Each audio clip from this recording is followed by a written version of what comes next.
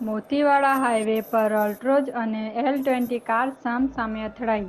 પારડીના Motiwada national highway number 48ના bridge પરથી મંગળવારના રોજ બપોરે 2:01 વાગ્યાની આસપાસ Altroz car number GJ27EC6623 Vapi તરફ જઈ રહી હતી, ત્યારે આ કારનું ટાયર અચાનક ફાટતા કાર સામેના ટ્રેક પર ધસી આવી હતી અને જ્યાંથી પસાર થતી L20 કાર નંબર DD03H2135 સાથે ધડાકાભેર અથડાઈ હતી અને ગંભીર અકસ્માત સર્જાયો હતો.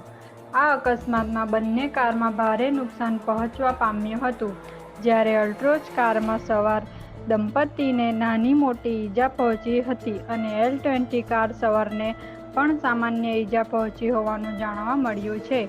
આ અકસ્માતમાં બંને કાર સવારોમાંથી કોઈ પણ મંગળવારના રોજ સાંજ સુધી પોલીસ ફરિયાદ નોંધાવી ન હોવાની વિગતો મળવા પામી હતી. બંને કાર સામસામે અથડાતા કંચરગાળ થઈ હતી.